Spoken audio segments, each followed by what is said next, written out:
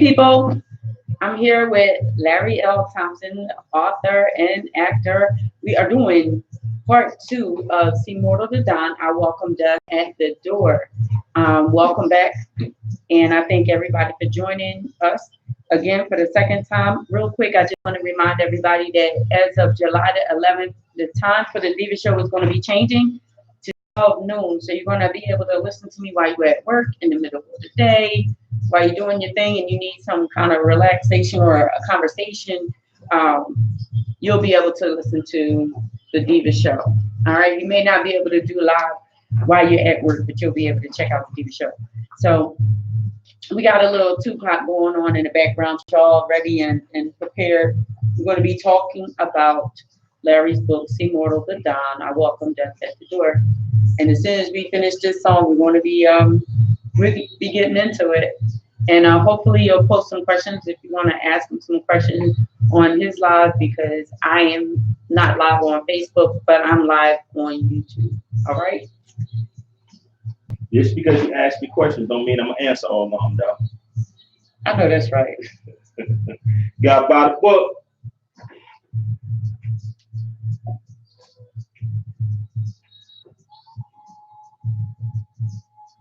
Yeah, look real clear. I like that. It's nice and crisp. Welcome back. Welcome back. You're on the Deeva Show with Deeva Gordon on Sador Radio, along with Larry Thompson. And How y'all welcome. doing? Welcome Hey, back. how y'all doing?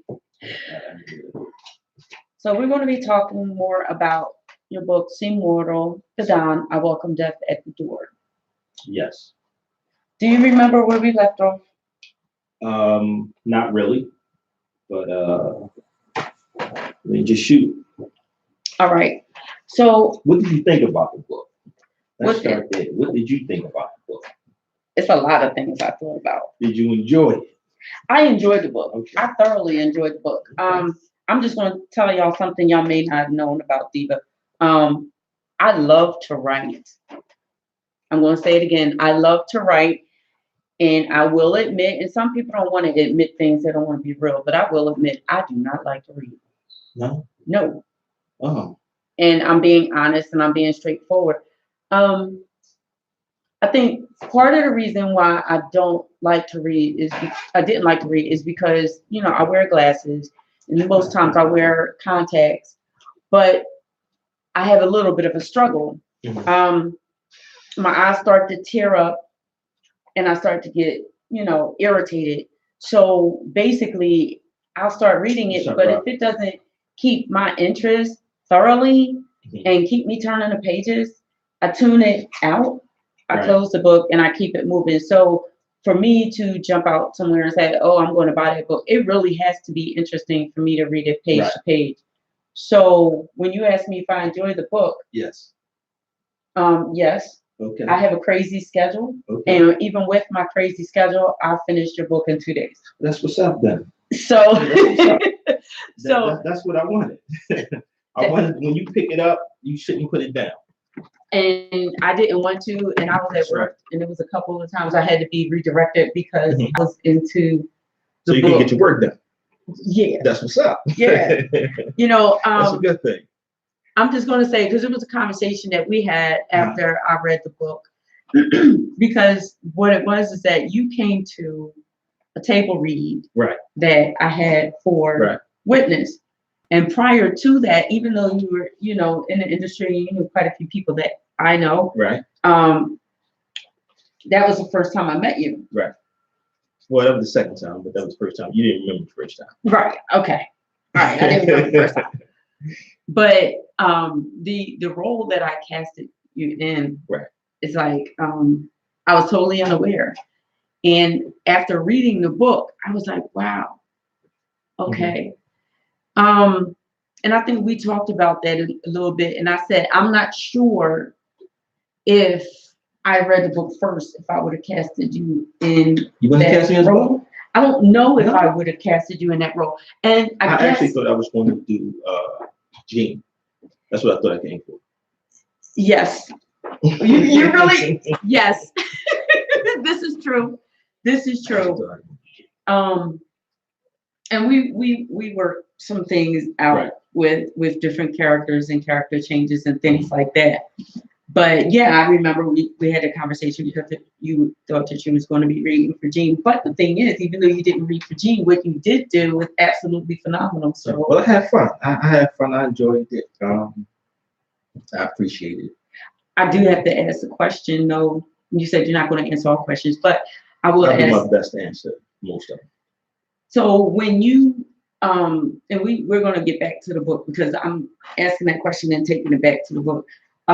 When you actually started rehearsing Yes. your role Yes. as Bo, Yes.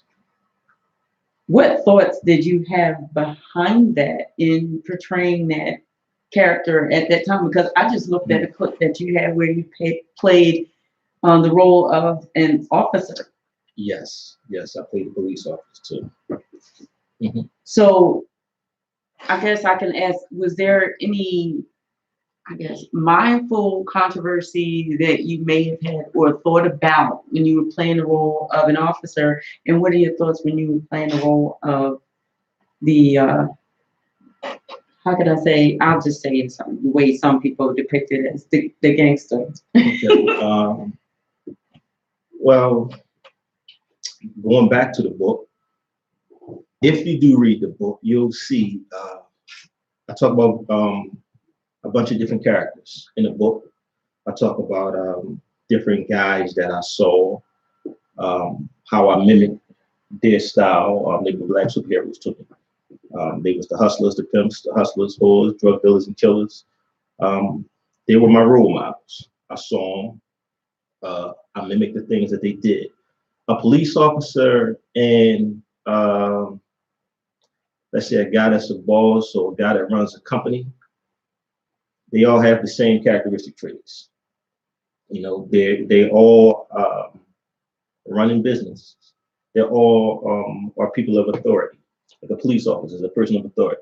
Mhm. You know, so when people see him, they're going to definitely step to the side. You know, humble themselves when they see a police officer. Same thing if you see a businessman, he running the company. You know, people are going to move to the side when they see him. You know, because he's a businessman. He's used to telling people what to do. Okay. So it's not hard. It wasn't hard for me to distinguish just that one is legal and one is illegal. And sometimes you have them both doing the same thing. This is true. This is true. And that's majorly another show. Yeah. Definitely another show. Yeah.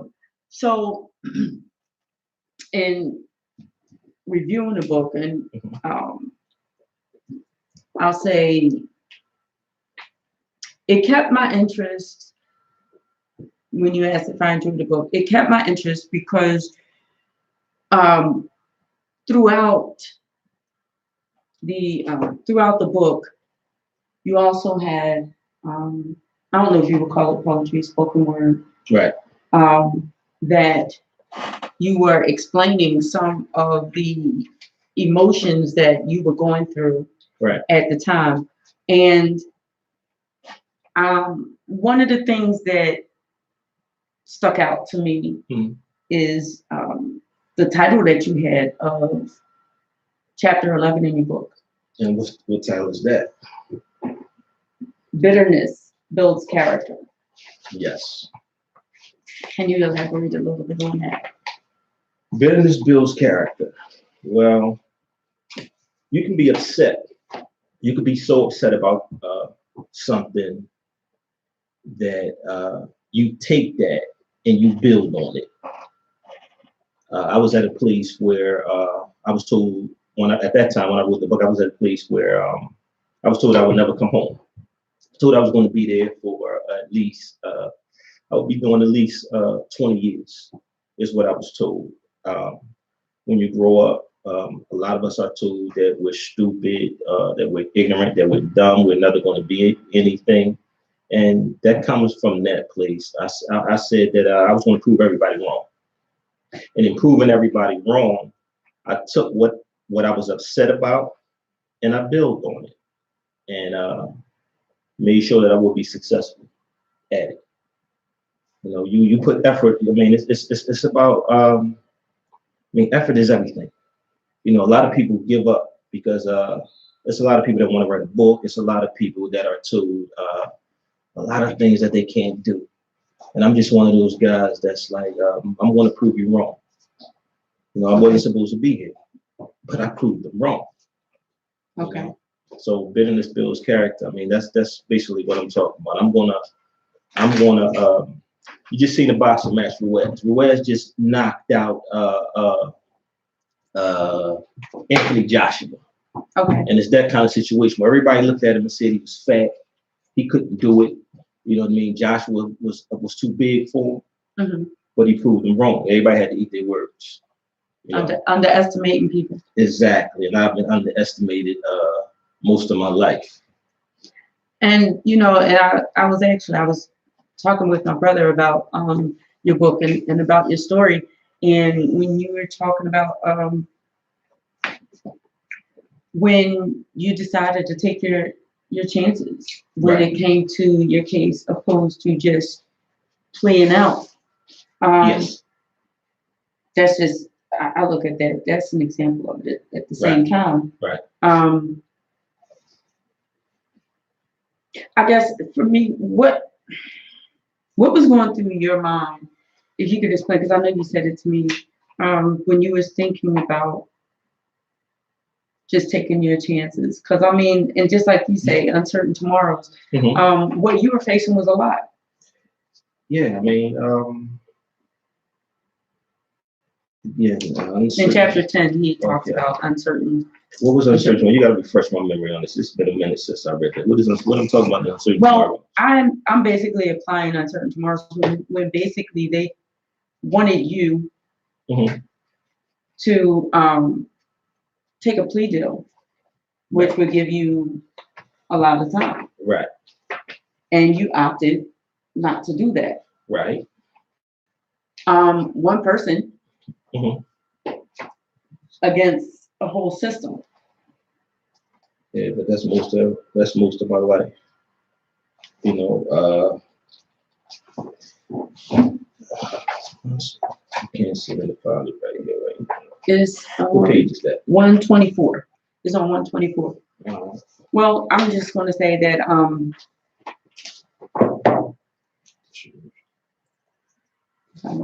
I got it. Yeah.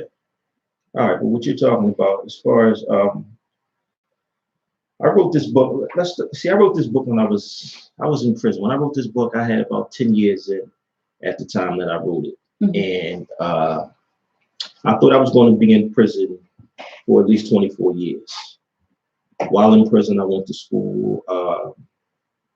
I learned some of the law, and I was moved from prison to prison. I ended up being in 5 different prisons. The 4th prison I was at was SCI Frackville. While in Frackville, I went to the hole. While in the hole, I started to write. I was in the hole for 30 days, and I wrote this book in 30 days. At the time that I wrote the book, I didn't think that I was getting out. And I wanted my 2 daughters at the time to know that I didn't leave them, that nobody wakes up and wants to go to prison. So I started telling the story of how I got to that point. And in writing it, it became therapeutic for me. The more I wrote, the more I remembered. So the more I started taking like a self-evaluation of myself, and I had to take a look at myself, and some of the things that happened, they could have been prevented. At the time, I didn't know that, but so I started writing, and the result of what I wrote was this is the result of what I wrote. Some more to the down, I welcome death at the door. In order for something to live, something must die. And it tells the story of a single parent raising her son, and the different things that the mother went through. They were also passed on to her children. I had 2 sisters, and I was the youngest out of 2 girls. So the book tells the story from the day I was born, from 12/24/70 up until me being a teenager. And I believe the last show that we had, we talked about what led you to go down that road that you went down. And one of the things that you were saying is basically the influences of what What I You saw. saw. Yeah, it was the things that I saw. If I grew up around doctors, judges, lawyers, I'm quite sure that I would have wanted to be a doctor or a judge or a lawyer. If Then I grew up again, around them. I'll play the devil's advocate on that. And you got to think about this too. There are some children Right. that are very privileged, Right. that do grow up around doctors and lawyers, Mhm. and some, judges, and they become addicts. So, But the chances of me doing the things that I was doing, I mean, I doubt it. I doubt it because I doubt it. We mimic what we see as children. You know, we play cops and robbers, and we play cops and robbers as a kid. A lot of time, everybody want to be the cop, not the robber. true. You know. Yeah. Just like you said, no one grows up. Yeah, no one grows up wanting to do some of the things that we did. So I actually tell a story in my book. I'm telling you what not to do. Right. You know, so if somebody buy this book and read it, I'm talking about watch your child. You know, pay attention to the things that you do. Pay attention to the things that you're saying to them. In today's time, you have to pay attention to YouTube, the cell phones. Mm-hmm. You know, even the cartoons that they cartoons, all that. You got to pay attention to all of that stuff. So these are the things that I'm telling you in this book, because throughout the book, there were always moments where I could have did something different. I could have did a lot of things different, looking back on it, but I chose not to. And going back to what we were talking about, poetry, I started out writing poetry, and throughout the book, there are poems in the book. And anytime you see in the book, it'll say Larry Thompson next to it. It's actually a poem that I wrote. Mm-hmm. Okay, yeah, it's actually a poem that I wrote, and and I placed it in the book. And I'm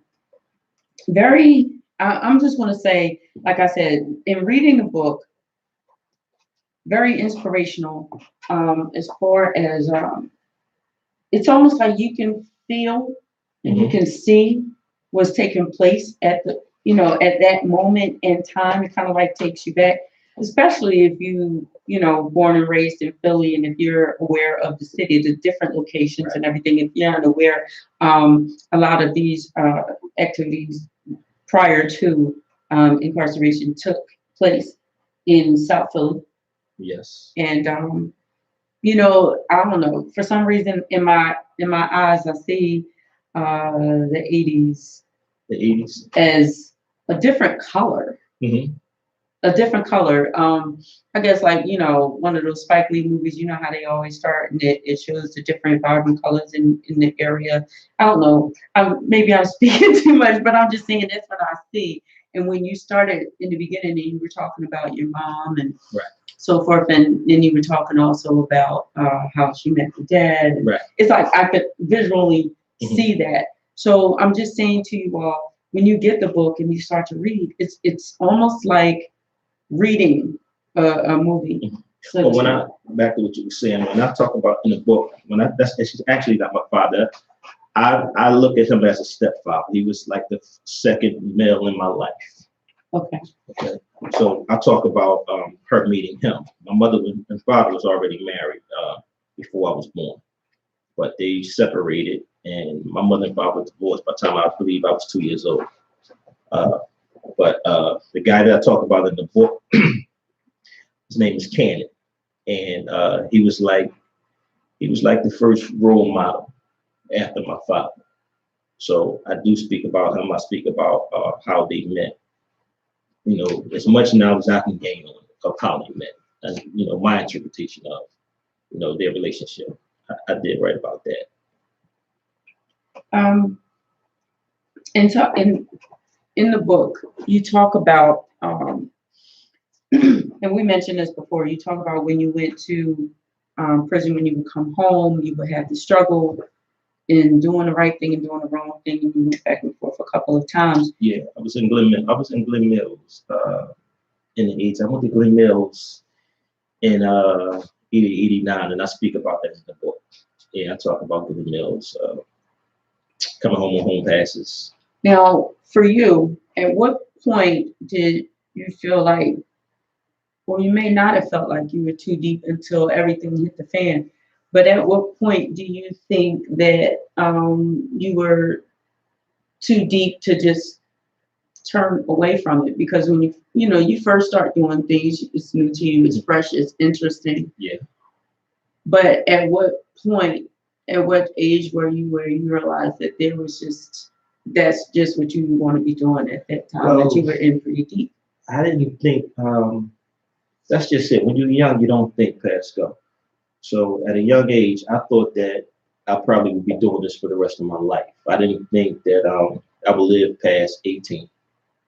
So when I made it to 18, it was like, I wanted to celebrate, throw myself a party because I was actually surprised that I was still here at 18. When I turned 20, I was, thankful just to still be here. I didn't think that I was going to be here long. And again, that comes from the people you surround yourself around. If you surround yourself, if everybody that's around you believe that there's nothing else they can do outside of selling drugs, that's all you're going to do. If they believe the only thing you can do is do crime, I mean, I prepared myself when I was young to go to juvenile facilities. I prepared myself from juvenile facilities to go to prison if I wasn't killed. See, I didn't see past that. I mean, you have glimpses. You'll meet people in the course of my life. When I talk about it in the book, I've met people and where we'll have conversations. They'll tell me about different things that I could do. I may do it for a while, but I will always revert back to doing what was easy to me. And selling drugs, doing the wrong thing is easier than doing the right thing. And there's so many people that was doing it. I mean, you got to keep in mind, like when we're young, a lot of us are very impressionable, and self-esteem plays a part. We don't talk about it, but self-esteem plays a part. Yes, it does. And a lot of us have low self-esteem of ourselves. A lot of us didn't love ourselves. I didn't love myself when I was young, so I would put myself in situations where something could happen to me, but it wasn't a thought. I mean, I would think about it after the fact. If I see my mom and my mother's telling me something about it, or I'm looking at my sisters, they tell me something about it. But myself, no, I couldn't see that. I think not just in your situation, but I think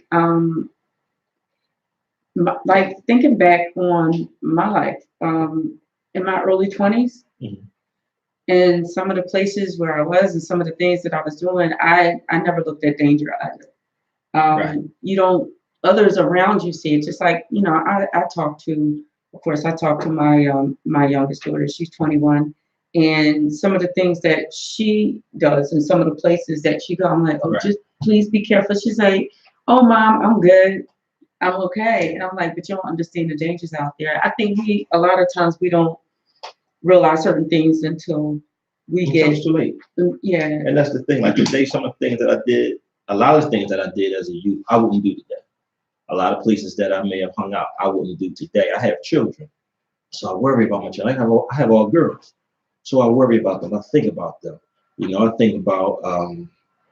I just wouldn't want to see them in some of the situations that I put myself in. So a lot of things that I took my parents through, I now see it. Like I see my mom and we'll hold conversation, and I just hug her, and she'd be like, "What's wrong?" And I'd be like, "I'm sorry for some of the things that I took you through." When I see my aunts and they talk to me, they tell me about things like I'm proud of you, my uncles, and I laugh to myself because they see the change because of some of the things that I took them through. And I definitely would never want to. I wouldn't want anybody to go through some of those things. And in the saying that, I think I asked you before. I want to ask this question, and then we're going to go to a musical break for just a moment. So, in saying that, and I know that you wrote this book for not only your expression, but also, like you said, to teach people, young men, what not to do. Right. And to learn from it, not to glorify it. Definitely. If you had a room, and I think I asked you this before, and then we're going to go to break and we'll come back with the answer. If you had a room of young men that you could talk to, what would you say to them as far as, just briefing down, because sometimes giving them the whole entire spiel, and a lot of them, may not gravitate towards it, but if you had a room full of young men that you could talk to and try to reach so that they won't make some of the same mistakes. You know, when we come back on the other side, I want you to share with us what you would, what inspiration and information you would want to give these young men in order for them to not make the same mistakes. This is Diva Gordon on the Deeva Show on SadorRadio.com. And we're going to go to the other side. Some of you are tuning into our YouTube live. We're going to continue to keep talking to you, but we're going to answer the radio question on the other side when we come back from a music break. But we're going to sit and we're going to chill with y'all, and we're going to continue our conversation. All right. So for those of you that are listening to the radio, we're going to check out a tune, and we'll be right back. All right. This is the Deeva Show on Sador Radio.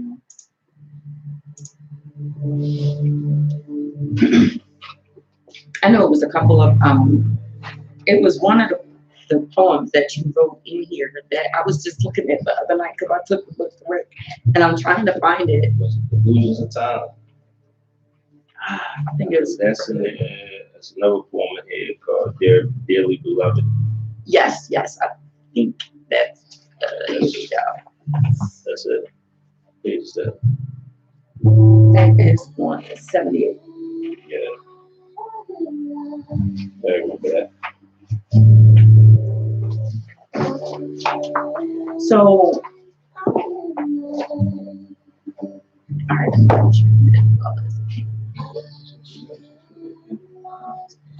You want to read out loud? Okay. You want to read out loud? You want me? What was your question? What was your question about? I'll ask after you. I mean, you want me to read it? I can read it. It doesn't matter. Either one of us can read it. It's a poem in the book that she's talking about. The poem in the book is called Dearly Beloved. Second. What's that?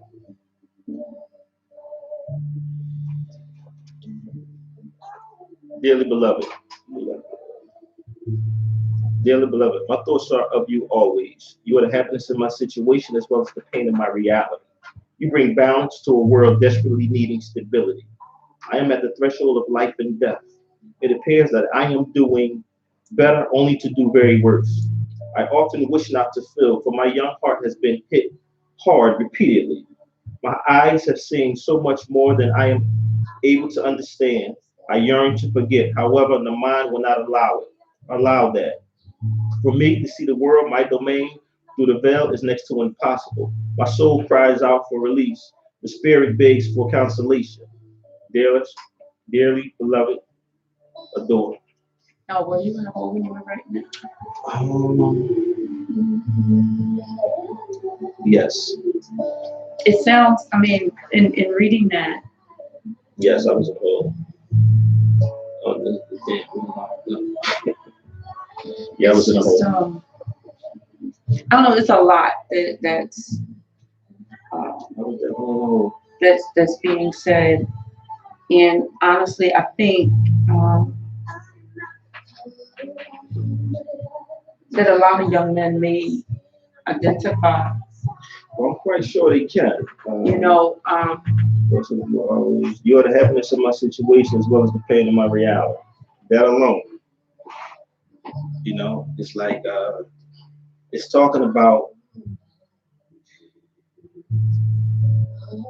basically you make me feel good. How much I care about you, how much I love you, but at the same time, we're a million miles away from each other.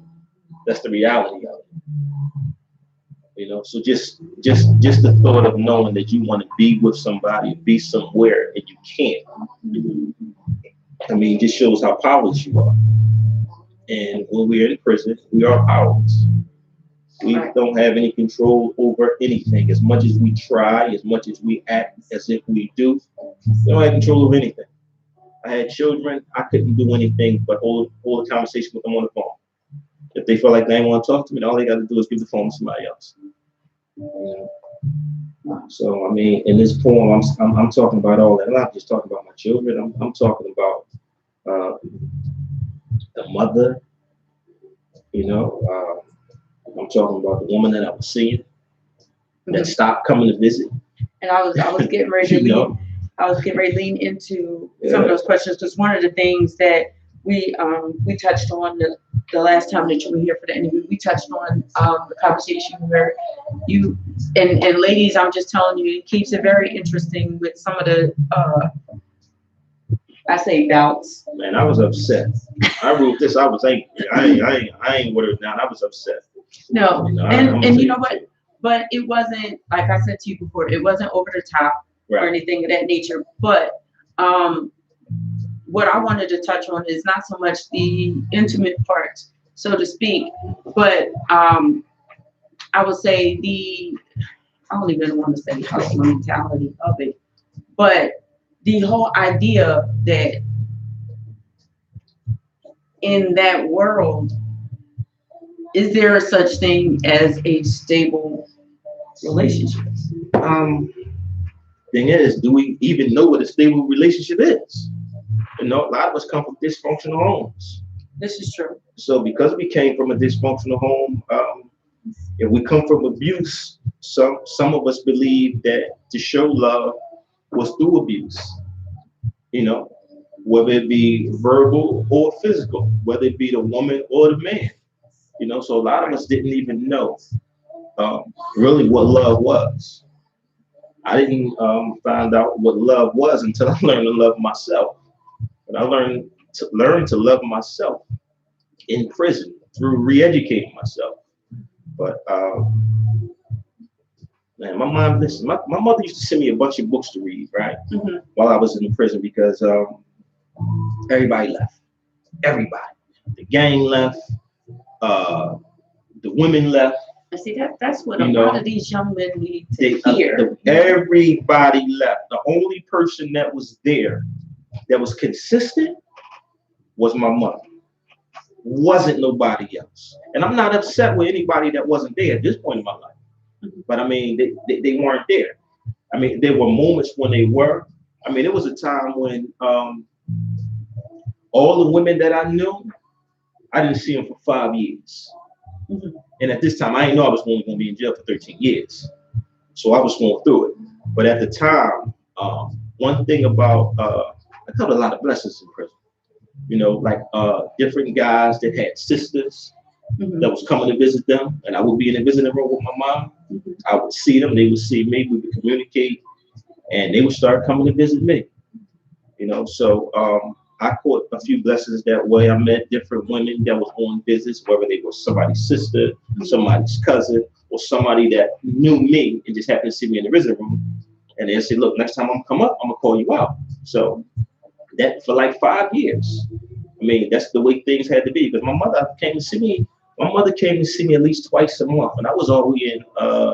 I was 4.5 hours away from Philadelphia, and she was taking that high. Yeah, everybody. Yeah, love. Hey man, my mother taught me how to love all over again. You know, my mother sent me books on the regular. She would buy 2 books, and what she would do was keep one, and I would keep one. And our conversations could no longer be about what my baby mother doing, what my homie doing. Did he do this? Did he do that? So I couldn't have them conversations no more. So what happened was, and at the time I didn't even know this because I was still trying to figure out like, look, I need you to call my daughter, mom. Can you see if you can get up here? Can she come up here with you? Mom wasn't going for that. But she started sending me books to read. She would keep a book. I would have a book, and that would be our conversation because I would be like, yo, I'm on chapter 7. This will happen.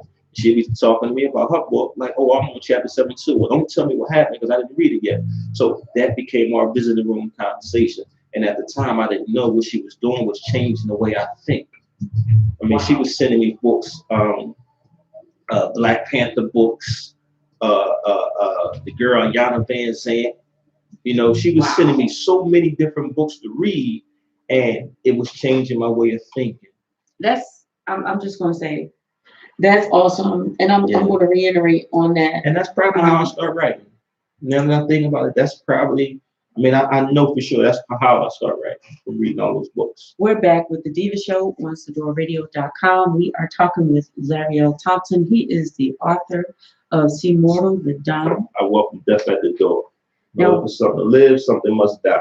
When we were on break, Larry was talking, and he was talking about how, and I'm going to start from the nitty gritty of it, and this is one of the this feeds into the question that I was asking before we went to the break. If you had a room full of young men, what would you tell them right now?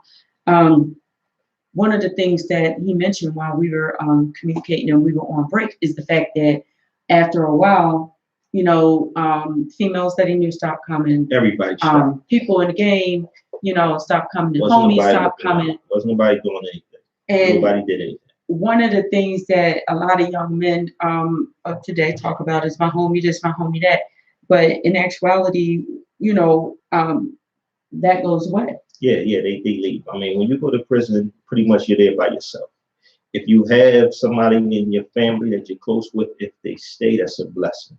But for me, the only person I had was my mother. And now when I say the only person I had, that's not to say other people didn't write me, but I'm talking about people that ran the street with me.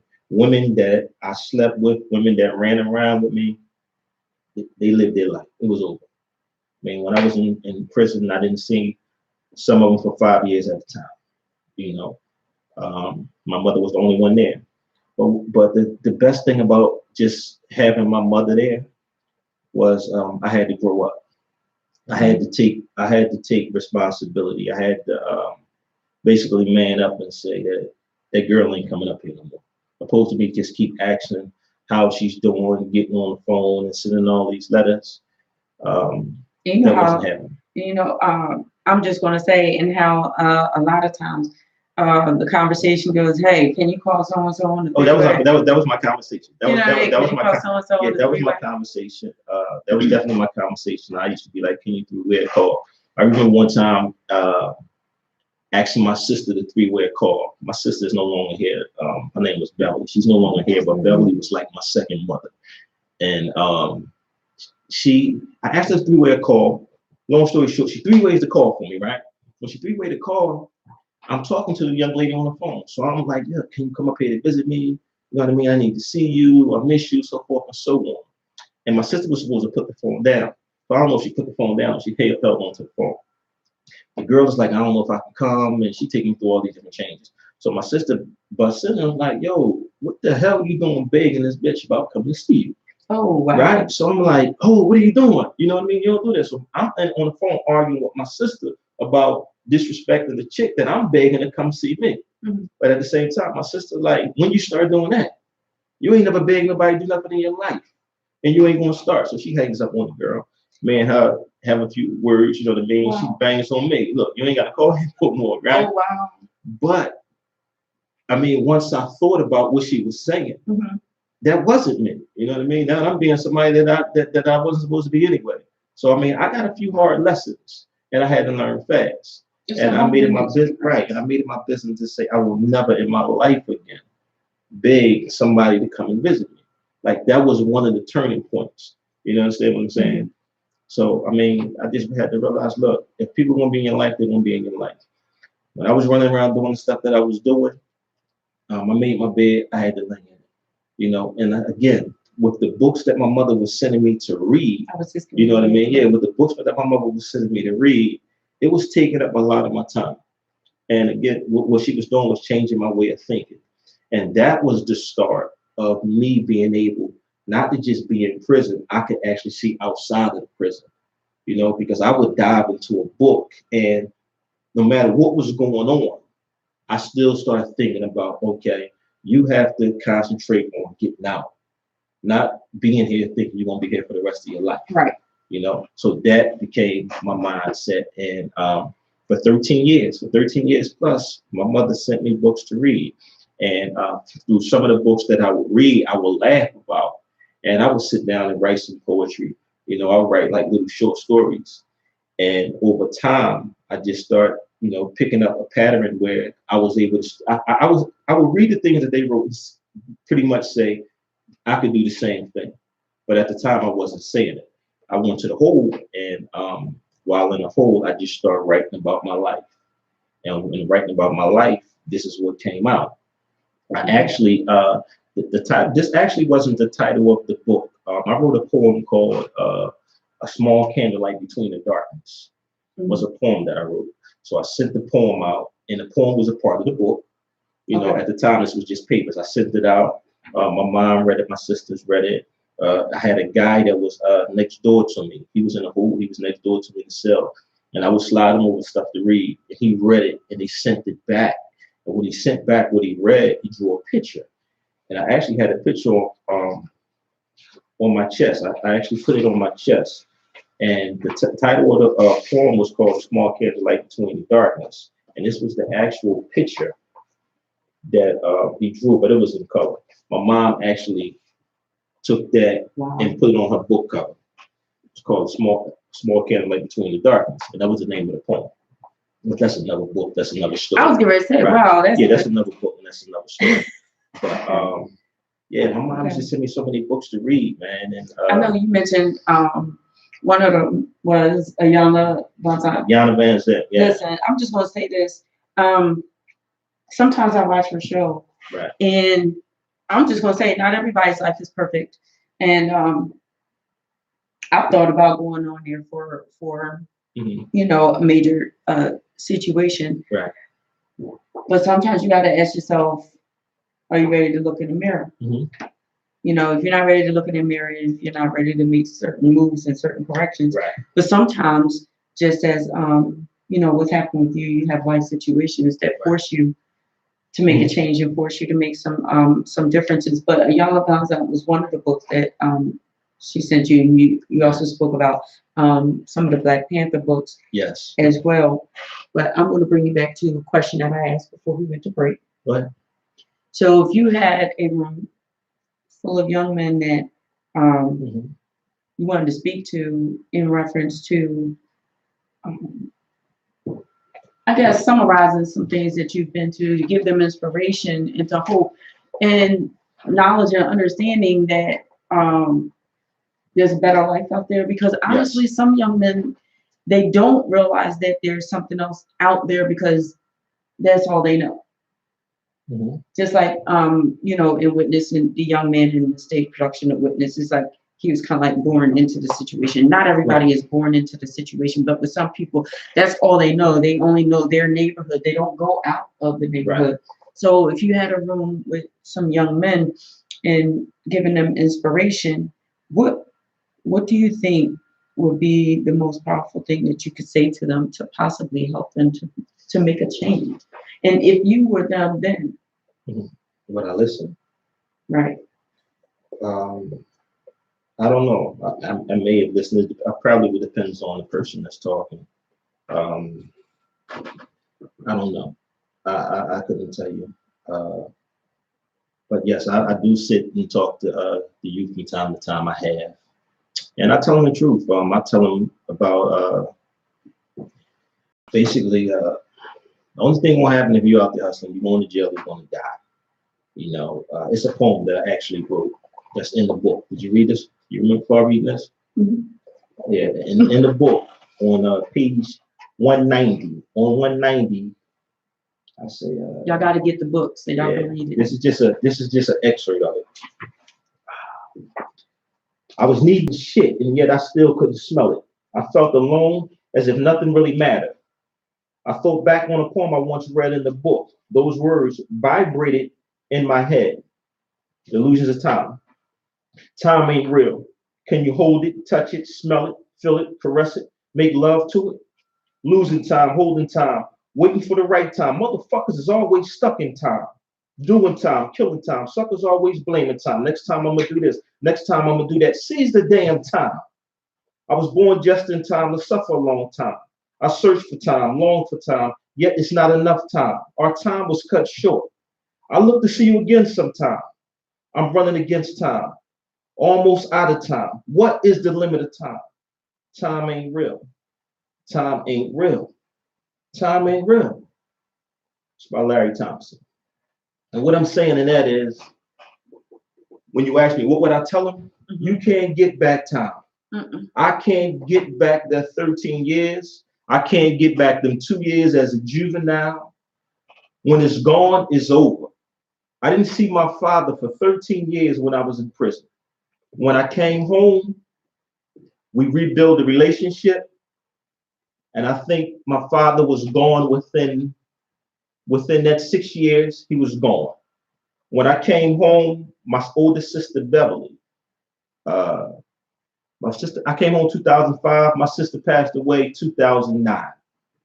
That wasn't enough time for me and her, to me, you know. So if I had something to tell them, I would tell them that they better not take this life for granted. You get one life. Mhm. So I try to laugh my way through it. It's times that I'm tired. I have two little girls now, and it's times that I'm dead tired, you know. But if they say, look, Dad, I want to go outside, I might be like, no, you ain't going outside. You know, I don't feel like it. But I may sit there for a minute. But I think about all the brothers that I know that's still in prison that wish that they had the problems that I have right now. That's what I would tell them, you know, because it's a whole bunch of like these not really problems that I have, you know, but it's a bunch of dudes that wish they would trade places with me immediately if they could. You know, I got a homie right now that's doing a life sentence, and we talk periodically throughout the week. Mhm. And I miss him, and I'm looking to make a trip to go visit him. And me and him, I haven't seen him. When I left him when I was in Huntington State Prison. So I think that's like 2000 or 2001. I haven't seen him since then. And me and him started in prison together in '92. And I'm saying we ran around, we ran around a lot, you know, in prison. That's my man. I miss him to death. Yakub Smith, that's my man. You know, I miss him to death. And it's more people than that. But when I'm tired, when I don't feel like going no more, when I don't feel like doing anything, I have those thoughts. But the minute I feel like that, I think about all them dudes that ain't getting out, all them dudes that's still behind that wall. So even if I'm having a bad day and I talk to him, it's not a bad day. You know, Right. he'll never be asking me like, what's going on? Like, what's wrong? No, ain't nothing wrong. I'm good. What's up with you? Because I know what it's like. I know that it's a blessing for me to be here. And I ain't taking it for granted. No, I ain't taking that for I granted. know that's right. You know? Because there's someone wishing, like you said, wishing they had Oh the yeah, it's opportunity, a wishing whole they had bunch that of people spot. that wish they had this opportunity. You know, so I got to do the right thing with it. I mean, it's like I made a promise with God. I know if I mess up, it's a wrap. No. I ain't messing up. But I know that. I realized a long time ago that if I was to mess up, it's a wrap. I ain't. You know, I lost my mind in prison. You know, that's for real. You did talk about that. I lost my mind in prison. You know, I mean, hey, you got to buy the book. Yeah, You know, I was getting ready to say. You got to buy the book. Listen, it's. You know, you got to buy the book. I can't be telling you all this stuff for free, but yeah, I lost my mind. I'm just going to give You know? just a brief summary because he's read a couple of poems from the book, and I've read the book from cover to cover, and you really take everybody on a journey. Yes. And that journey starts, from his mom. He goes into, as a teenager, the influences that he had. You talk about living a life. Yeah. You talk about the women. Yeah. Women that come, that go, and yeah, they came and go. And being in. They did. And being out, and the controversies that you had. And it is definitely a road trip, people. It's a very interesting read because it keeps you interested in what's going to happen next. We don't want to tell so much about the book that we sit here and basically give you all of the insights, and then you don't go and get the book. So we really want you to get the book. You can go to Lulu, that's LULU.com, to purchase the book, See Mortal, the Don, I Welcome Death at the Door. We're talking with Mr. Larry Thompson. That answers the question. Wow. We're talking with Mr. Larry Thompson. He's an author. He's also an actor. And in this book, he talks about his life's experiences living in the city of Philadelphia, in South Philly.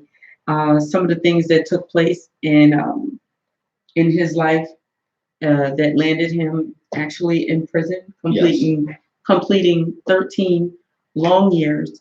And on the other side, coming out with a strive for positivity to make a change. Well, he actually went through some changes, but to implement those changes in real life on the other side, outside of being behind bars. Right. So we're going to come back and we're going to talk about it a little bit more because you went through so much and you came home. Mhm.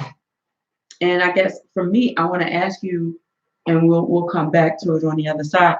What uh, at what point did you dive into the acting world? What made you? We're gonna talk about it on the other side. What drove you towards, acting and getting on stage and things of that nature? So we're gonna take you to another song, and as before, we're gonna continue talking to you on YouTube. For those of you that are watching on YouTube Live, I appreciate you tuning in. You can always subscribe to our YouTube channel, Sador Radio, so that you can keep abreast of everything that's going on. This is Deeva with the Deeva Show. We're on SadorRadio.com. We're getting ready to go to a little musical break, and we're going to come back and finish talking with Mr. Larry Thompson.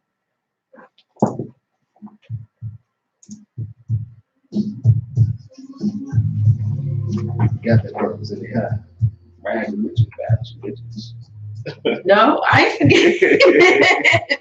I didn't forget. Listen, Think about Sugar Daddy Taffy. man, listen. Y'all gotta get this book, man. Whoever don't have it, y'all need to get it. And listen, ladies, I It's a mean, classic. I'm just going to say that he lived a life. It's a Okay, classic. he lived a life. He's a very happily married man now, with two beautiful little children. But I'm gonna say, like, he takes you down the journey of I don't know if I can rightfully call it that, but I mean, ladies or adult ladies will say foolishness, foolishness. But at the same time, it was I had good manners though. Say it I again. had good manners. I mean, the book is funny. I mean, you're gonna laugh. You're gonna root for the bad You guy. wasn't ruthless to the. Well, that's what I'm saying. I was nice to him. I was very respectful. Yeah. I treated everybody good. I just was like, I liked having fun. I'm just saying, true. I mean, there wasn't a point where you treated. I feel like you treated anyone disrespectfully. I think that majority. I think it was heartfelt when I talk about the girl. Remember when I talk about the girl in the book and I say her boyfriend ended up doing something to her, and I'm standing at the door talking to her. Yes, that was heartfelt. Okay, that was heartfelt. But you know what the thing is?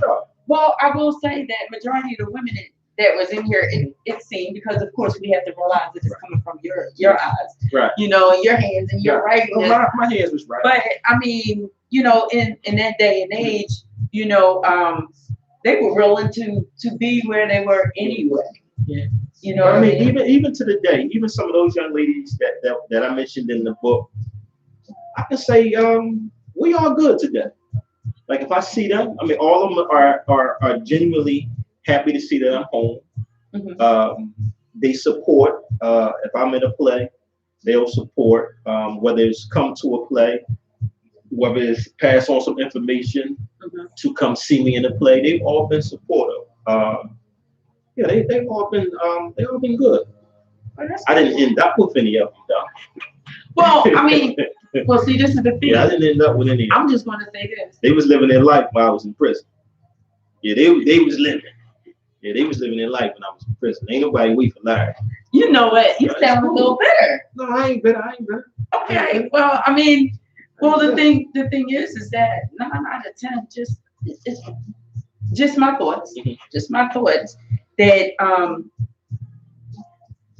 they knew that they weren't the only one.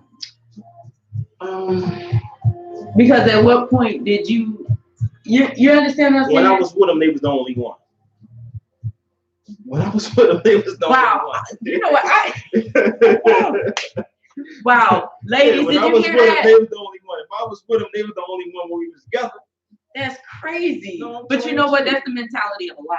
No. So, we're not going to go there. But yes, it is a mentality of a lot. I've heard, that's not the first time that I've heard that being said, that when I was with them, they went on. No, we was young, though. Wow, that's crazy. No, we was all young. And a lot of we was ignorant to the game. I mean, we didn't know. I didn't teach them how to stay. I didn't sit down and say, look, one day I'm going to prison, and when I go, this is what I need you to do. They weren't taught that, and I wasn't taught it. Well, I think because So we was you ignorant to were because you were somewhat, you were a gentleman, Mhm. Especially when I'm not going to tell y'all got to read the book, find out. But when you were at that young lady's house after what happened to her, it still showed that you had that gentleman mentality. So it's like, Yeah, man, I'm still cool too. Yeah, man, I'm still cool. so like I said, you No, still we- had no, that no, gentleman no. because you But you know were what? like, But you know what's you were crazy? like a rescuer. What's crazy is me and her didn't end up together, right? But to this day, we are cool. And I will say she was one of the young ladies that I was able to call, collect, and she would take my call. Because everybody wasn't taking them collect phone calls. The phone calls was costing. But she is one of the young ladies that we became friends and we kept a friendship. We didn't cross any lines. She went on and got married and had children. She knew I got married, had children, but we still we remained cool when I came home. But she did take my phone calls when I was away. Well, I appreciate it for that. For what took Yeah, she place was a with good her in the book, and for you to, do what you did, it speaks volumes. And a lot of times people say, oh, men and women can't be friends without anything else. They can be. You can be. It's about maturity. See, man, I know each other since we was like 14 years old at that time. Right. She's a good girl. It's about maturity, and when you have, and I'll just say, when you have a knight in shining armor that comes along, That was me. you value that and you respect that because you just do. I used to open doors for girls. I still do that. I open doors for women. I remember I remember a young lady looked at me for the first time I opened up a door for her. She looked at me like I was crazy. Like, what are you doing? Because she had never seen it before. Listen, I'm just gonna say this. Seen it I had a conversation with someone some time ago, maybe about 8-9 years ago, and it stuck in my head, and I was just having this conversation with someone the other day. Also, my question was, you're not gonna open the car door? Right. No, that's why they make automatic locks. Right. But see, What? you have to ask. If you have to ask, that's a problem. But listen, and that was about 8 or 9 years ago, and that's a problem. it's still stuck in my head. It's still stuck up here, and that's why the person is not around. But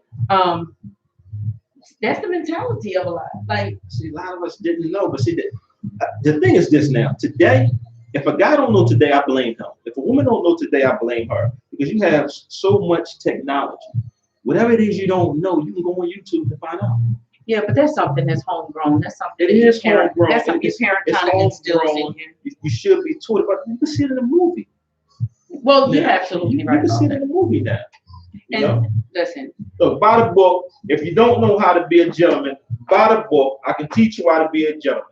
All right. And You will laugh in the book. You will laugh. You will cry. I mean, it's family stories in here. The relationship that I have with Jalen, oh man, that's my heart. We can go back. Good.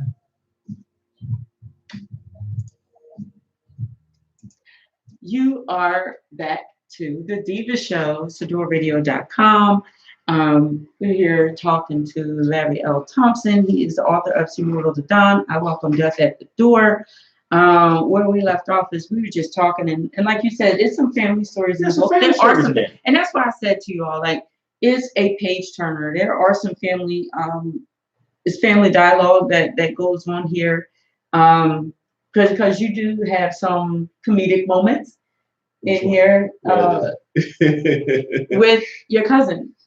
Mm-hmm. You have some comedic moments with your cousin. You have time where you are, how do I say, kind of like being mentor. Yeah. Yes. Yes.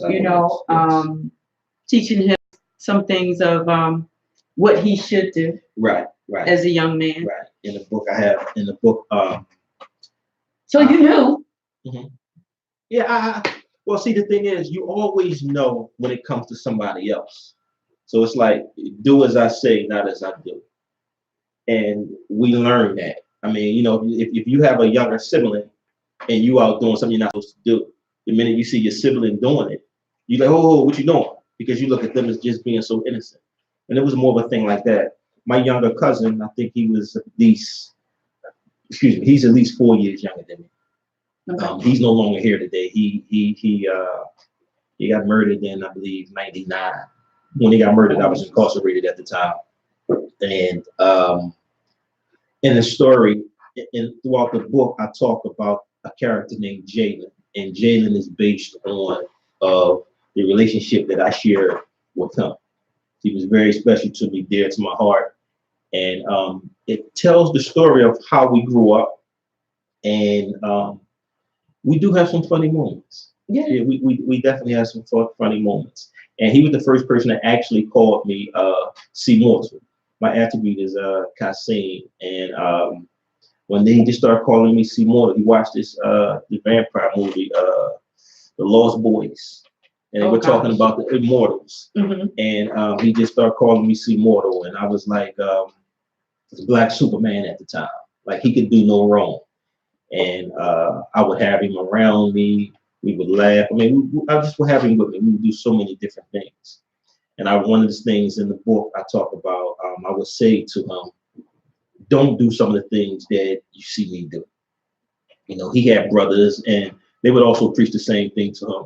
You know, tell him about some of the things that they would do, and they would tell him, look, don't do as we do. But I end up going away. Other family members end up going away. So at the time that we went away, he was left out there, you know. And I think that some of the things that I did and others, he patterned himself. He may have done some of that. So yeah. And the thing about it is that like you said, that do as I say, and yeah, not as I do. Not as I do. And we didn't know, and we didn't know. Had we been taught to do something different, we probably would have did something different. But he was a hell of a dude. He was a hell of a dude. Always laughing. I mean, we had more good times than bad. And even throughout the book, when you read the book, there are more good times in the book than bad. It's just that it's a story. It just tells the story, a coming of age story. I mean, the book starts out with me being born, and it goes all the way to me being 18. So it's like me being a baby to being 7. It goes in spans of from 7 to 14, and then it talks about 14 to 16, and then it goes to 18. But it just tells a story, a coming of age story of a family and the different things that we all went through and the different directions that we went. Mm-hmm. You know? And as you're telling your story, I could just say that your beginning is so many. How could I say? I'm getting stuck on my words. Your beginning seems to mirror beginnings. Now, maybe not your middle and your end, but your beginning seems to mirror a lot of young men, right, in the city of Philadelphia. Well, I mean, it's in a lot of major cities. You see it every day.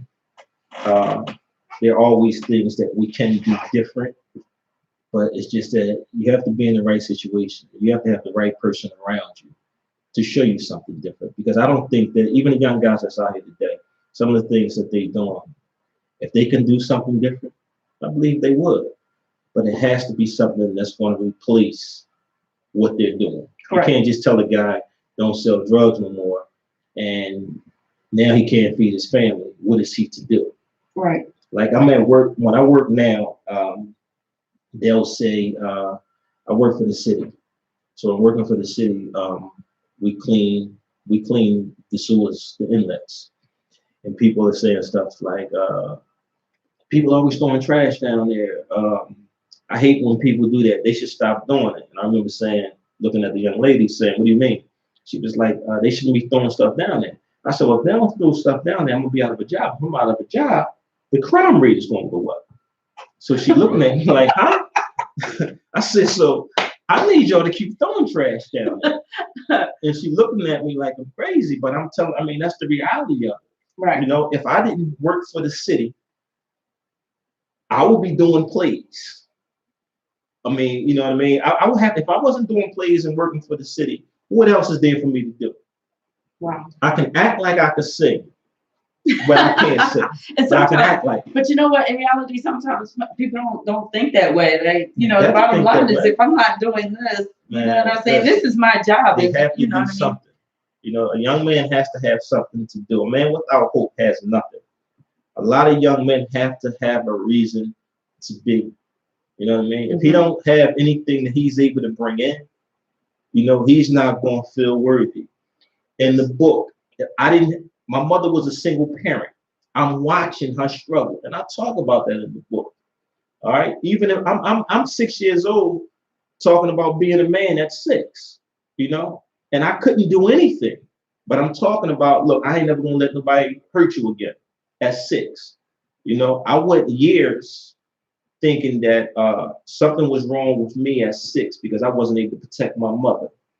Now, just imagine a 6-year-old thinking that he wrong for not being able to protect a grown Listen, person. a lot of people You know, don't understand the weight that their children carry. right. And at the same time, we also have to, like you were just talking about, you know, developing purpose. As parents, I think it's a major responsibility for us to help our children to discover their purpose, develop their purpose, and not so much that you push them into this sport or push them to learn this. If you have to scream, yell, and holler at your child to do an activity, then it's not an activity. Right. You have to help them to find their passion, find something that they're good at, that they can thrive off of, and you know that they could possibly make a living Right. off of. And a lot of times with that, you help them to become entrepreneurs, opening their own businesses and things like that. You never know what their talents are. But it was very important that you said that, helping them to find a purpose, because without that purpose, they're just existing. But the thing is, throughout the book, right? Which causes mischief. Right. But throughout the book, no matter what I was doing, at some point I didn't live in the home with my mom, but she never gave up. You know, she constantly, when she saw me, we would have these like long debates about what was going on in the world. You know, we would have these just on and on. She would constantly talk to me about going to school, going back to school. I was in community probably for a semester. I was going to say, you did talk about going back to school. I was in community. So he talks about everything in this book. Right. Yeah, I was in community for a semester, right?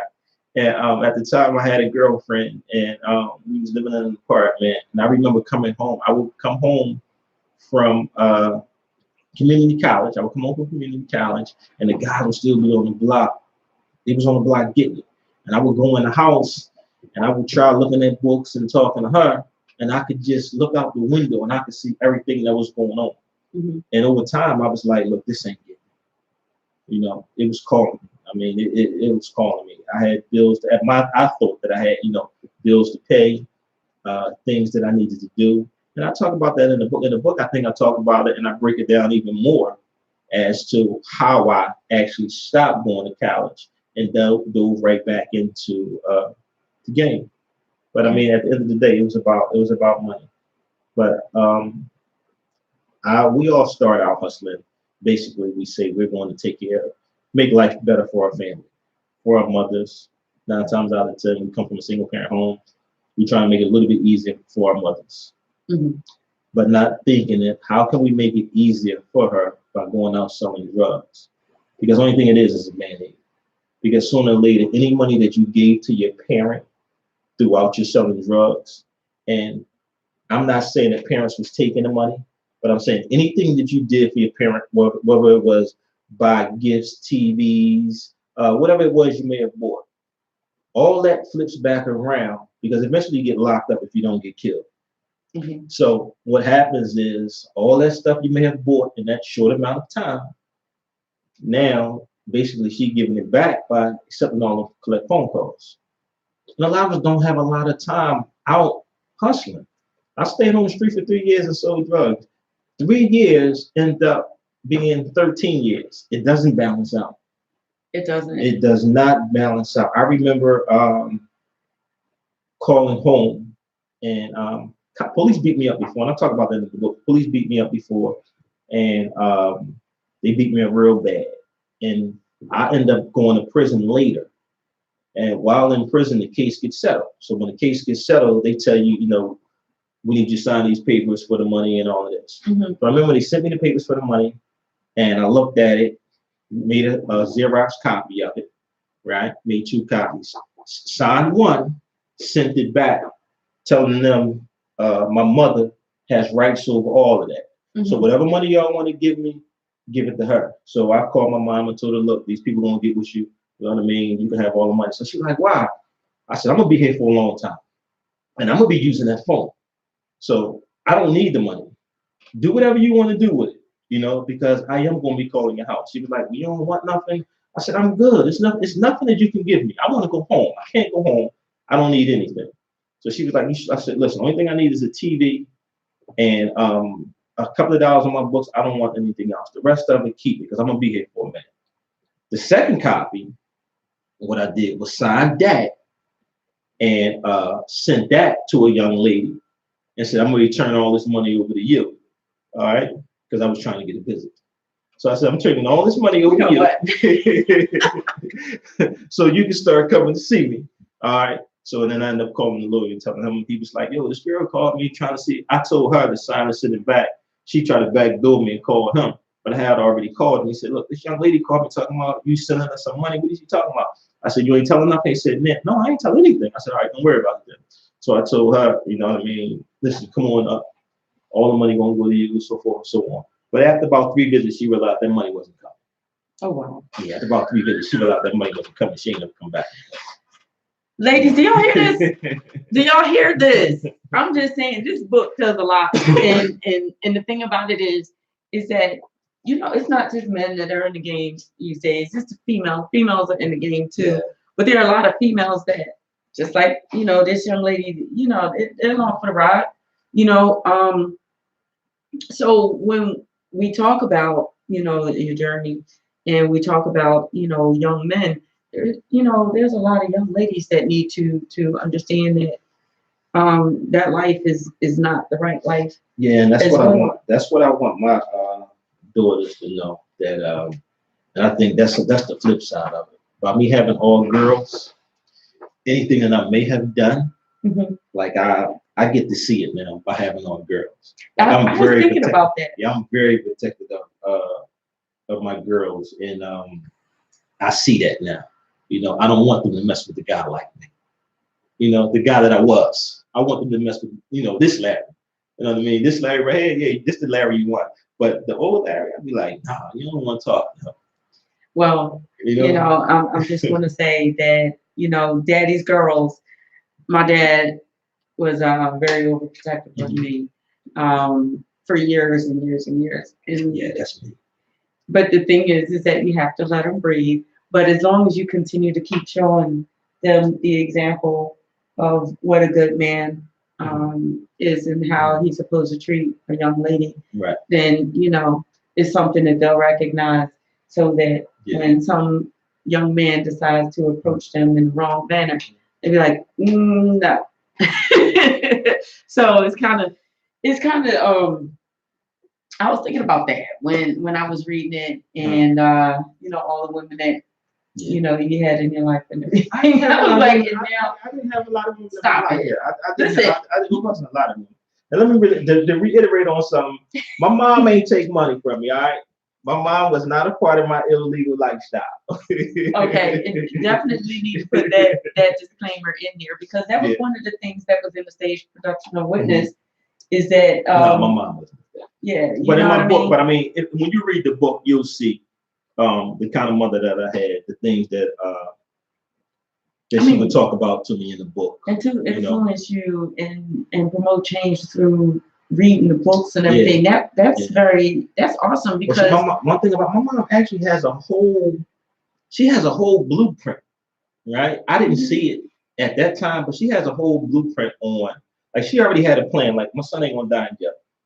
So she already started mapping it out as she was going along. Like, she would pick these books out, and my mother was an educator. She was a school teacher, and that's so she knew, right? She knew to change, the only way I'm gonna get him to do something different is I have to change his way of thinking.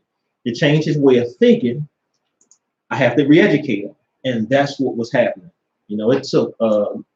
I don't think that it took 13 years. I think after 2 years, I was ready to come home. Yeah, I after 2 years, I was like, I'm good. All right, you know, I got my lesson. Y'all can let me go. You know, but it didn't work out that way. But I was definitely ready to go after 2 years. Well, 2 years was too long. At one point, and y'all have to read the book to get the details. At one point, tried to make that happen his own way.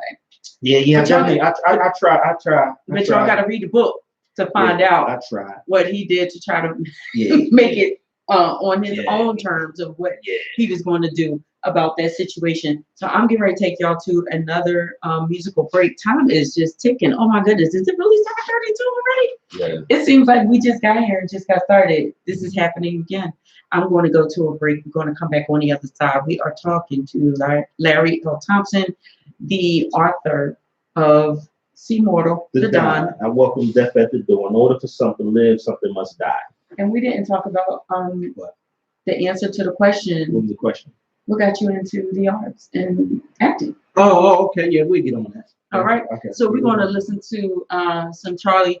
And listen, I'm going to be incorporating some new music, some new sounds and all. So in July, you're going to be listening to some more upbeat music, some R&B. You're going to listen to some house. You're going to listen to some rap. We're going to be talking about a lot of different things.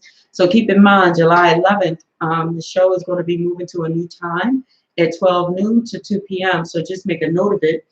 But I have my next show, which is June the 27th, that still will be at 6 p.m. All right. So we want to see you on the other side. Stay tuned with the Deeva Show here at Sedora Radio. We're talking to Larry L. Thompson. We'll be back on the other side. For those of you that are listening in on the radio, and for those of you that are on YouTube, you can continue to enjoy our conversation. And for those of you that want to get the book, you can email me at cmortal@hotmail.com. That's SEEMORTAL@hotmail.com. I will respond. If you want to get a book, we can get together. You can order the book off of lulu.com, or you can get it out the trunk of my car. I know that's right. You know, I'm still a hustler at the end of the day. Legally though. I was getting ready to say, but he's a legal hustler now. Yeah, legally though. You And know, if y'all have any questions, for those that read the book, you have any questions, feel free to shoot. yeah, like call in. The number here is 2. Oh man, it was just on the wall. See that? Now I'm making no doggone sense. 267-909-6070. Did y'all get that?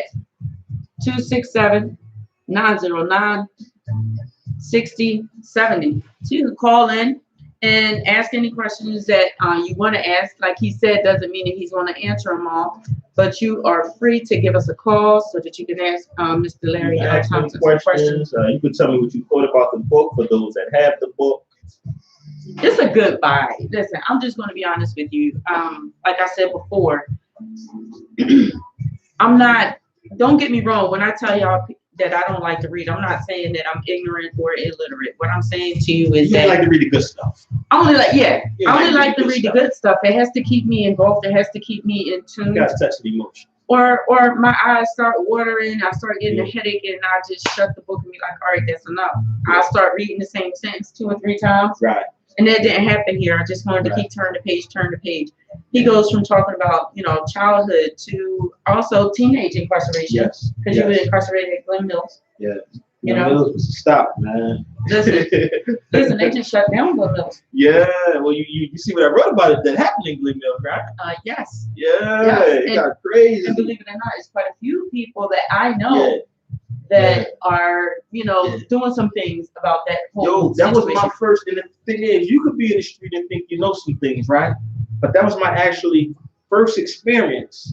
Like, you hear different things, but you're not around it. It may happen.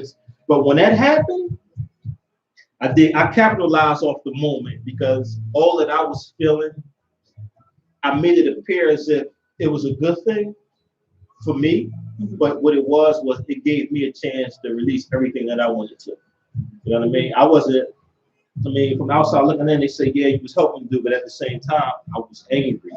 Right. You know, I was angry about what happened, and I knew the guy, but not to that extent.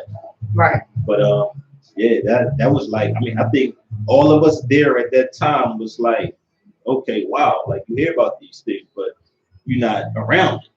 You Right. know? Yeah, that was crazy. And they have it right up front. Yeah. So y'all got to get the book Yeah, to we read gotta and get the find book. out what happened. So, you know, like a lot of young men, the first stop is was Glen Mills. And I'm just gonna say you went through a lot. Listen, I had visuals, like I said, and reading the different scenes, visuals of cops and robbers. Oh yeah, when In they South were Philly. chasing, oh, when they were chasing me down the street on Macho Street, yeah. Oh my Yeah, that gosh. was crazy. When they were chasing down Macho Street, we going, I'm telling you, block to block when he was chasing down the street. Yeah. And that happened too. I told you when I got to the Chinese place when you rent it. And I run into the girl, Mm-hmm. and girl, she was like 7 years old at the time. Yeah. and we also talked Yeah, about it's like how you, and I'm just gonna put it right there, how you stepped on your brother's toes, the general with the yeah, we made a dollar bet. a dollar bet. Yeah, we made a Listen, dollar ladies, they made a dollar bet on how Yeah, they we could made a pull dollar this chick. How they could pull this chick a Yeah. buck. Yeah, you bet a dollar who can get her. I end up getting her. But did I really get her? I mean, for the moment, for the Yeah, time, really, you know what I mean, for the moment, for the Yeah. time. But you know, I mean, Yeah, he's no longer here, man. He was a good dude. He's no longer here. you gotta Yeah, get he the book. was a good dude. Lulu. Yeah, there's so many people, .com. man, that's no longer here. And there was some good people. And Yeah. like I was saying, like, you know, that I don't know. But you That see whole how naive, scene. but you even see how naive I was. I say I turn the corner and I look, I step over like, oh man, you know, I guess this happened. Then I step over one body and then look at the other one like, oh man, that's my man. You know? And you had to keep walking. Yeah. And that's the reality of Yeah. things today. And you know, on my way in here to the radio station, saw a whole situation on Germantown Avenue just unfold in front of my face. You know, cops jumping out of cars and grabbing our young men. Yeah.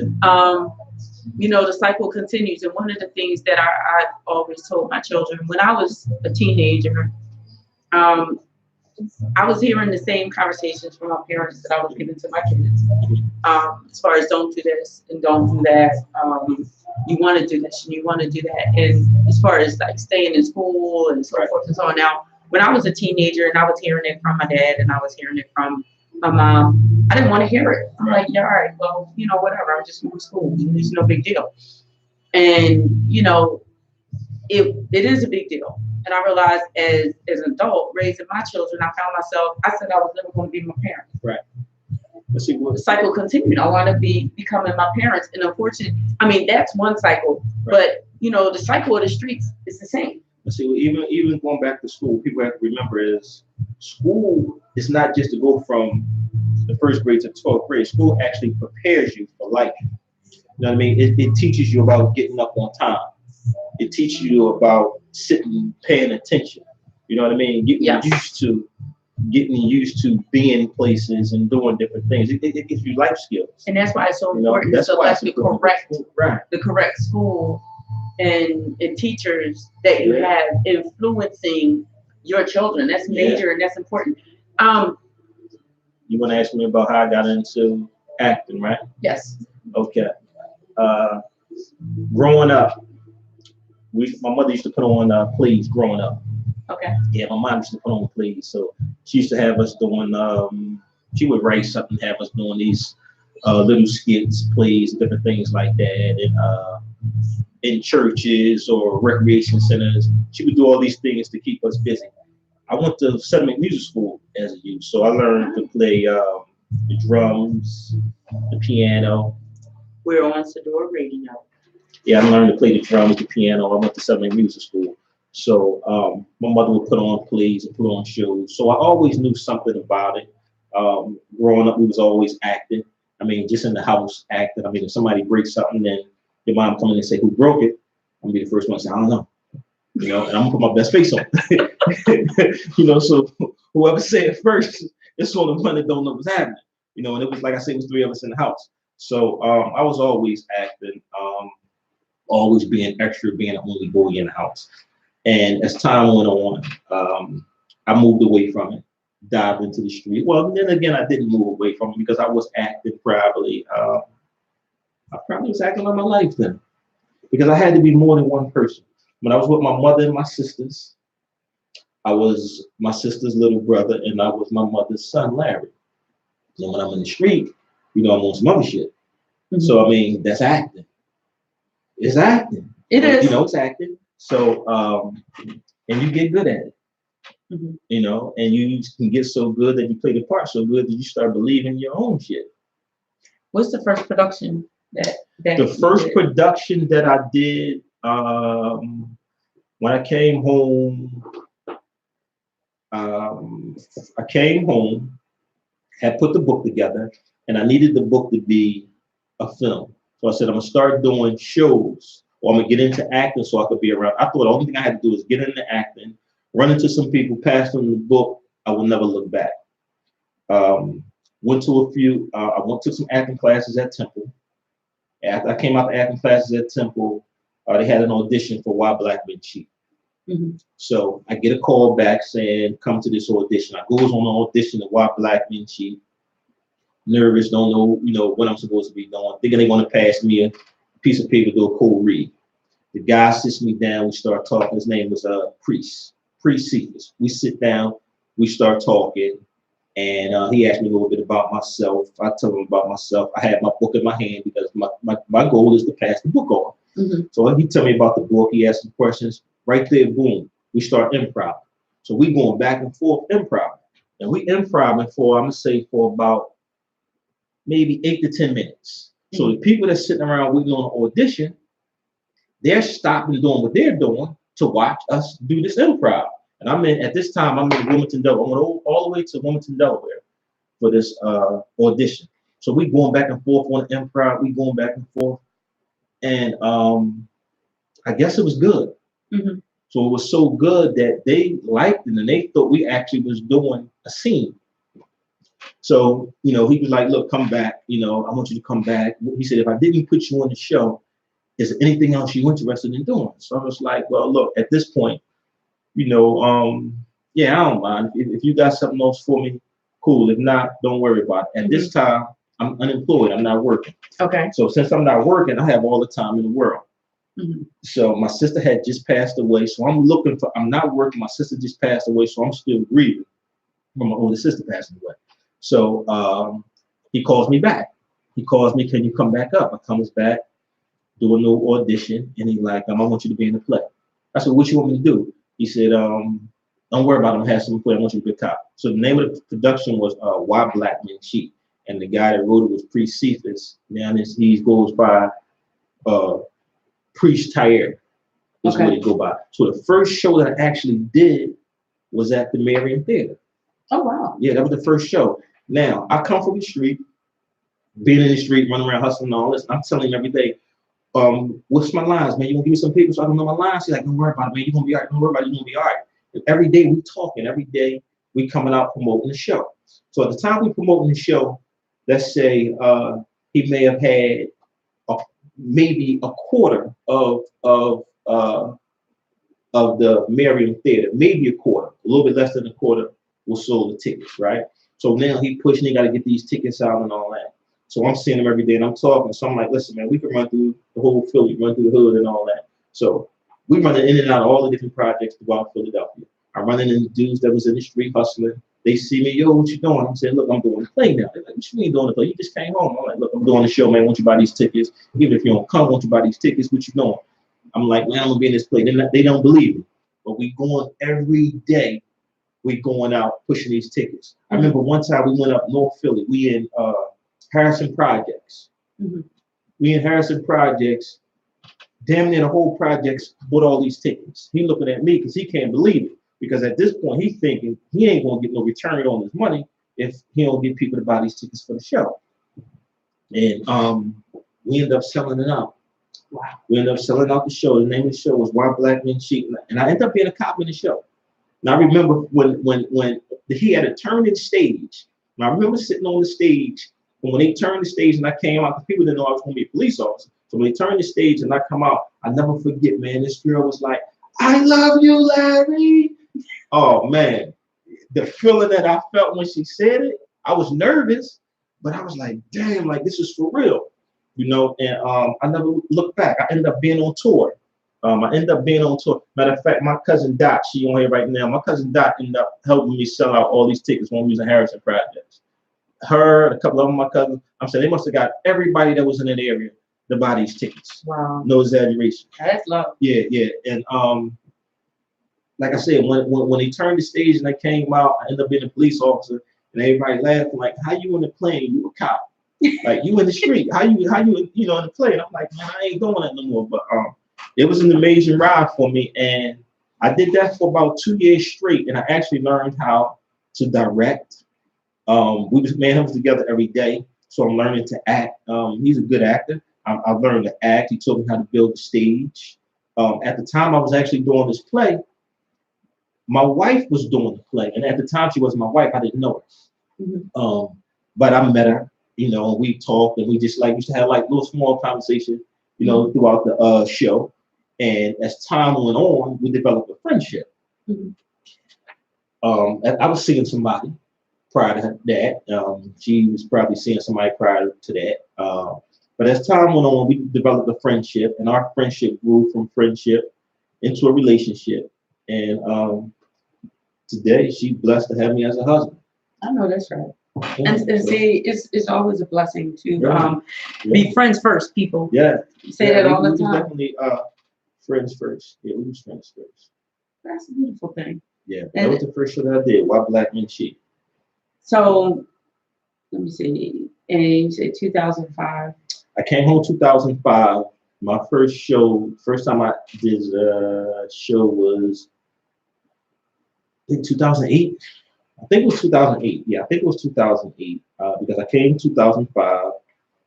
I did the book by 2007 because it took me a while to adjust.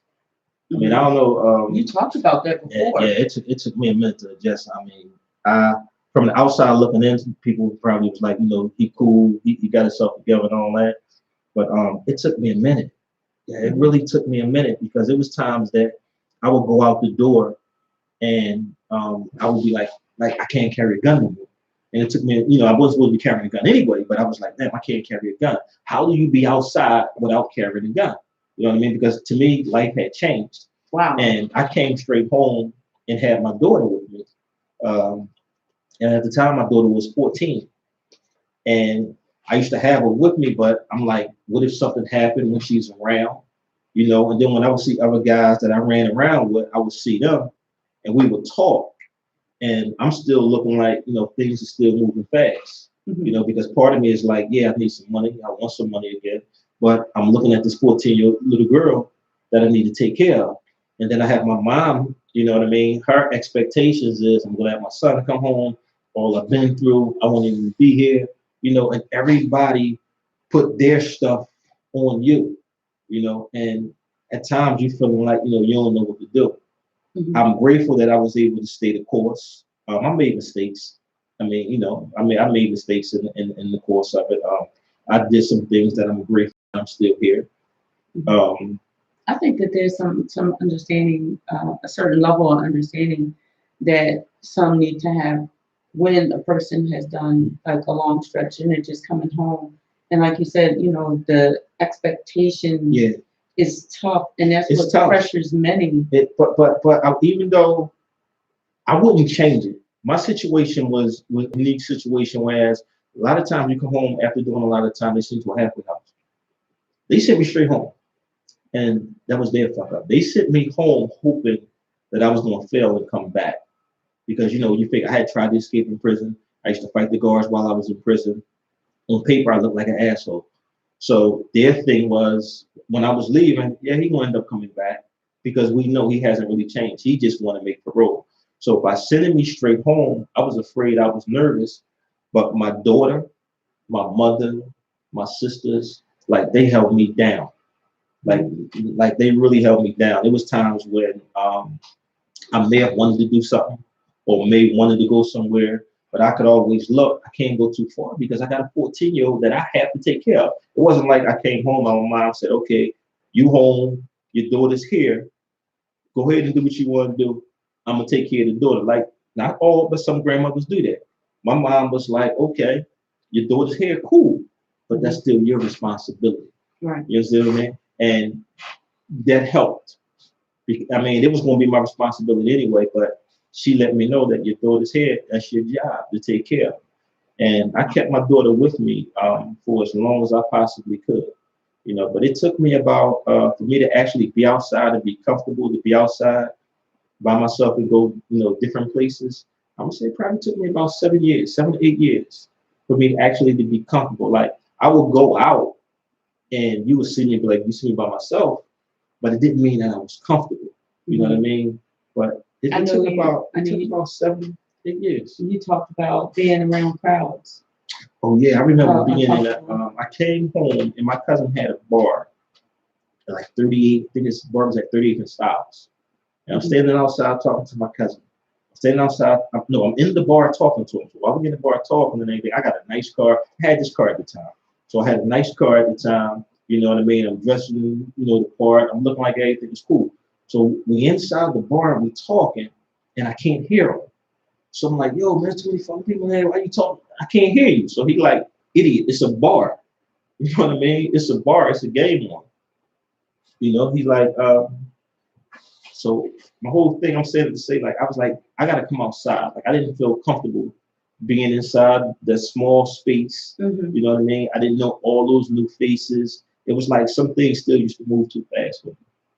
And that was one of those things that moved too fast for me. But I slowly adjusted. One of the things that helped me adjust was, like I said, in 2008, I had a job, but I got laid off.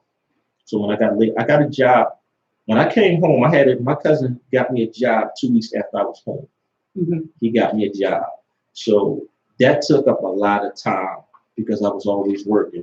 I worked for 3 years and then I got laid, 3.5 years, and I got laid off. When I got laid off, that gave me time to spend with my sister that was sick. And so I had about 4 to 5 months with my sister, helping her while she was sick. And then she ended up passing away. And then right after that, I go on audition. Now I'm doing plays for the next 2 years. So it was like I was constantly working. I never had a chance to settle down. So by the time I actually settled down, it's like what? Now we're talking about 2011, and I'm working for the city. So I'm working for the city and I'm still doing shows. Now I'm dating my wife. At the time, she wasn't pregnant. I'm dating my wife. I mean, I was together for 3 years before we had a child because she got pregnant. So she helped, you know what I mean, as far as the adjustment period, as far as me getting used to being back out there. You know, but it was the little thing. It was just like little things that I would look at and be like, you know, that's some shit that you do. Yeah, you know, stuff that don't make sense. Well, I'm just gonna say it makes sense at certain times. You know what I mean? It makes sense. It makes sense at certain times. You know, a lot of people don't know about that. You know, washing things out a certain kind of way and you hanging them a certain way. You know what I'm saying? A lot of people don't understand that and don't even ask me how I know, but I know. And the thing is, so but you know what's crazy? It's like I was once told that I was anal. They were like, "You anal, you always cleaning up," and it's not that. Like I don't like stuff laying around. You know what I mean? Like if it's dishes laying around, I don't want them laying around. If it's clothes, you know, just laying on stuff, I don't like that. Right. You know what I mean? Organization. Because when you're in a confined in a small space, you have stuff laying around. You want to organize it, right? You want to organize everything from being in those small spaces, but that's not just in prison. I mean, I think that the people that if you're in prison, you can suffer from post-traumatic stress. But if you was in the military, you'll suffer from it. You know, it's a lot of. I talked about PTSD before, and a lot of people don't understand. It's not just about being in the military, being in war. PTSD comes from just experiencing something traumatic. We almost at the end of the show, but PTSD, just like a lot of our kids, a lot of people don't realize and don't understand that some of these kids that are sitting on their front steps and sitting on their porches that are witnessing these shootouts, these crazy fights. Like a young lady lost her life yesterday and was stabbed several times. I saw the story on the news, but it was a multitude of people that was outside at one point that were watching these two people argue and go at it. The police were called and then they left, and then it got worse and the young lady was stabbed up outside. So imagine all of the people that witnessed that. Imagine the young girl that, you know, that's sitting on her front steps. She may be 4 or 5 years old that watched the person get shot in the head down the street. So PTSD is not just the military. Right. Yeah, you're right. And the thing about it is, what, you know, sometimes mom, come on in the house, it's crazy out there, bring you in the house, but not recognizing that that child may need to talk to somebody, need some therapy, need to work through those emotions, work through what they saw. And you know what's crazy? You don't realize it until you're taking out that environment. Right. When you're taking out that environment and you get to see something different, and then you're like, damn, I was doing that. Yeah, I have a very good friend, very close friend that she wound up moving out of Philadelphia. She lived in West Philadelphia, not going to say exactly where, but she lived in West Philadelphia. An area that is pretty busy. Right. I'm just going to say that. And it was very busy on her corner. Right. There was always police activity, so forth and so on. And she wound up moving in. She wound up moving to Maryland. And the area in which she lives now, like, you have to have a car. You have to drive in order to get to something. There's no people sitting on the corner, so forth and so on. And the situation that led her to leave wasn't necessarily a pleasant one. And she had made some abrupt adjustments, but like I said to her, like, you know, her daughter needed that. Yeah. Her daughter needed that change of environment. Her daughter is very young, and to witness this stuff like every day is difficult. Now she had an opportunity to make a change and, you know, and everything, but some of our kids don't. It's crazy that you say that. I would never tell anybody like to go to prison, but I know that for some, and I know for me, going to prison gave me an opportunity to change. It gave me an opportunity. Yeah, no, it gave me an opportunity to do something different. Had I not went to prison, I really don't know if I would still be here. I was going to say. Now, I'm not saying I want people to go to prison. I'm not saying I wish that you do go to prison. I'm just saying for me that I know that I took a bad situation and I made it better for me. It made you, how can I say? It gave you time. It gave me time. It gave me time. It gave me time to take a look at myself. Is what it did. To reorganize some real clear and correct decisions on what I need to do with myself. Because had I not went to prison, if I would have made it when I tried to escape, I was gonna hurt some people. If I would have made it, so that's being real. That's no. I mean, I would have. I mean, just trying to escape. Period. I mean, something gotta be wrong with you. You know what I mean? When you went out, yeah. So some gotta be wrong with you. But I mean, it helped. Prison. I'm not saying the prison. It wasn't the prison that helped me. The prison put me in a place where I couldn't move. But it was my mother and a few people that I ran across in prison that pulled my coat and told me, you know what I mean? You have a chance to do something different. Do something with yourself. I ain't never going home. And that on top of my mother talking to me, it was few correctional officers. You know, they was nice to me. I have my cousin is my best friend. And the crazy thing is, he's a correctional officer. And our time would have been running together. He would have had, he's about 27 years in. If I was still in jail, I'd been like 27 in. I remember when he got the job. I remember saying to him, you know, he was like, yo, you should sign up. I said, I'm gonna do this shit forever. You ain't never gonna see me. 2 weeks later, I'm on the run. And when I say, man, him talk on the phone several times a week, we go party together, we hang out. This is my brother, you know, but we went in 2 different paths, but we never forgot each other. You know what I mean? When I saw him, I mean, we stayed the same. And to this day, I mean, he big me up and I do the same for him. You know what I mean? That's my man. I love him to death.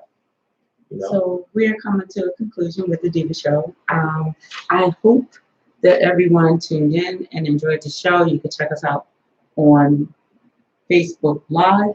I'm sorry, you can check us out on Facebook Live on Larry Thompson's page, but also you can go to YouTube, Store Radio LLC, and check us out so that you can view what you missed as far as viewership because you're listening to us on the radio. Be mindful to take note of the new time for the Deeva Show that's starting July 11th. For the month of July, I will be starting to do my show at 12 noon. All right? It's going to be on from 12 noon to 2 p.m. I want you all to also go to Lulu, that's L-U-L-U. Y'all got to get this book. Man. .com. Y'all got. We turning this into a film. All right? Y'all got to get this book. Oh, all right? yes, This that's is right. why I That's need right. y'all to get I this meant to book. tell y'all, yes, I need we to turn this into a are. film, so I need y'all to get this book. We're turning the book into a film. We're collabing on this. We're co-writing this. And Sumortal, the Don, I Welcome Death at the Door will be a film. That's what we're going to be, well, we're working on it. And y'all definitely have to check it out. But listen, make sure that you get your copy of the book.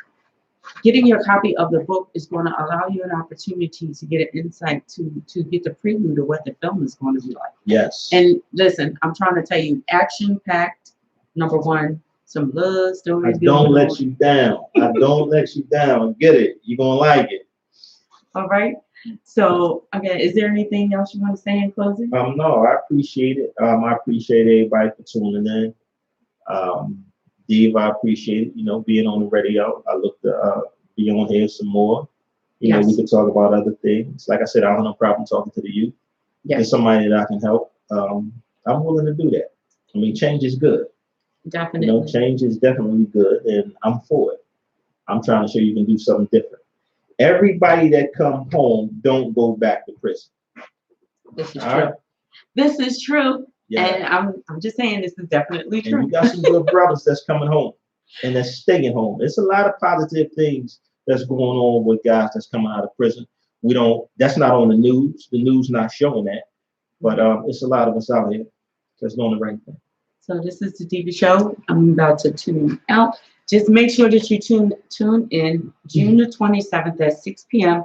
I am going to be on with Trevor and Troy Parham. We're going to be talking to the filmmakers, the twins, the filmmakers, and we're going to be discussing some things that are going to be coming up with them and myself. And we're going to don't forget, it's Father's Day weekend. Look out for them fathers, y'all. Them fathers don't get much. Look out for them fathers. You know what? Are you really sitting here campaigning for Father's Day? It's Father's Day. Look out for them fathers, man. He just seriously campaigning for Father's Day. There's a lot of us out here. Listen, I'm just going to say to y'all, if you have a father, if you know of a father, do big them up. If you need a father, just come see me. Do something special for someone on Father's Day. Yeah. Recognize them, especially if they're doing the doggone thing. It's so many positive fathers out there that are doing the right thing. Please don't take time to spread negativity. Make sure that you let that father know that he is loved, he is respected, and he is appreciated. Yes. All right? This is Deeva Gordon from DEU. I want you all to also like all of our pages, DEU Productions LLC, and on Twitter it is Deeva_Director. Make sure you like our YouTube page as well, and that is DEU Productions LLC. This is Deeva Gordon signing off. We will come back soon on the 4th Thursday at 6 p.m. Peace, love, and hearings. Good night, y'all.